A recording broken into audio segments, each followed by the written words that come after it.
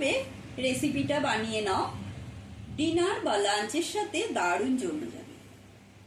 বন্ধুরা, happy with Gopa kitchen cooking এ জানাই তোমাদের সকলকে স্বাগত। আজকে আমি তোমাদের সাথে শেয়ার করব ভীষণই সহজ পদ্ধতিতে সুস্বাদু চাল কুমড়ো রেসিপি। এই চাল কুমড়ো রেসিপি কিভাবে বানাই চলো দেখে নেওয়া যাক। প্রথমে নিয়েছি, আমি বটি দিয়ে কেটে নেব, তোমরা চাইলে চাকু দিয়েও কাটতে পারো। এখানে একটা চাল কুমড়ো নিয়েছি, চাল কুমড়োটা কেটে নেওয়া হয়ে গেছে, দু ফালি করে নিয়েছি। এবারে চাল কুমড়োটা খোসাটা ছাড়িয়ে নেব। আর নিয়েছি দুটো আলু, চাল কুমড়োর খোসাটা ছাড়িয়ে নিই।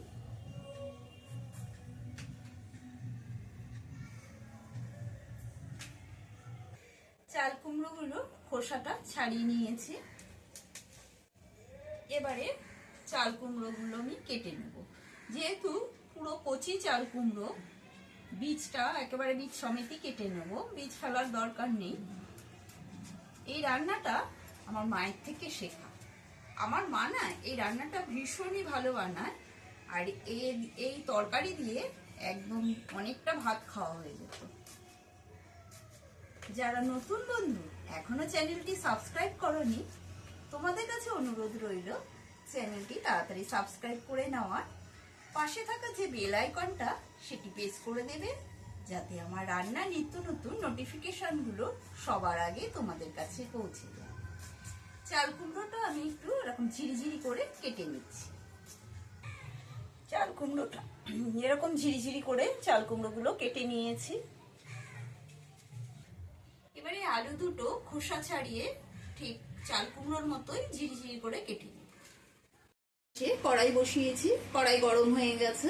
এবারে দিয়ে দিচ্ছি সর্ষের তেল, 2 চামচ মতো সর্ষের তেল দিয়েছি। বেশি সর্ষের তেলের প্রয়োজন নেই, এই রান্নাটা অল্প তেলেই হয়ে যায়। তেলটা গরম হলে এর মধ্যে দিয়ে দিচ্ছি কালো জিরে, আর দিচ্ছি কাঁচা পাকা লঙ্কা। ফোড়ন দিয়ে দিলাম, ফোড়নটা একটু নেড়ে ছেড়ে নেব। ফোড়নের থেকে সুন্দর গন্ধ বেরোলে এরপরে এর মধ্যে দিয়ে দিচ্ছি কেটে নেওয়া আলু।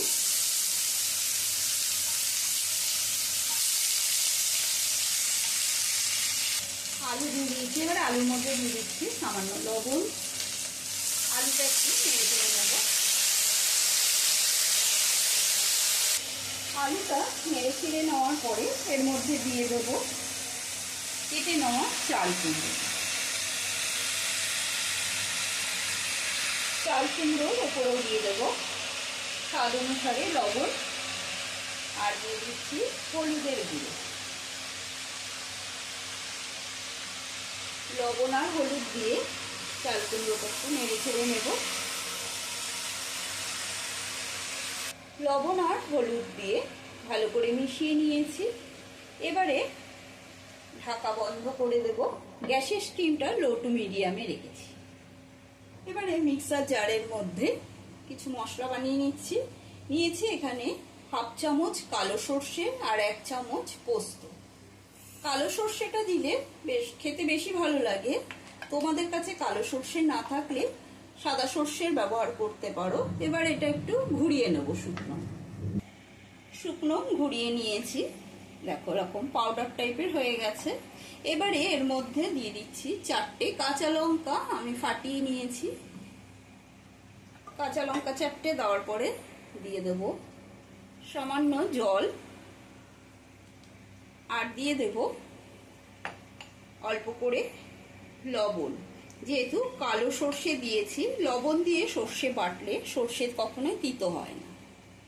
কাঁচা লঙ্কা আর সর্ষে পোস্ত একেবারে মিহি পেস্ট করে নিয়েছি। ঢাকাটা সরিয়ে নিচ্ছি।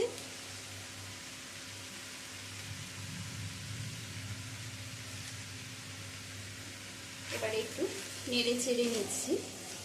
চাল কুমড়ো থেকে এমনিতেই জল কাটে, সেই জলেই চাল কুমড়ো আলু দুটোই সেদ্ধ হয়ে গেছে। এবারে এর মধ্যে দিয়ে দেবো বেটে নেওয়া সর্ষে, পোস্ত আর কাঁচা লঙ্কা।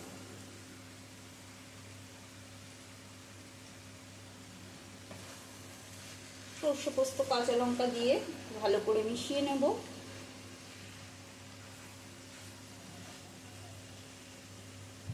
দিয়ে দেব সামান্য মিক্সি ধোয়া জল,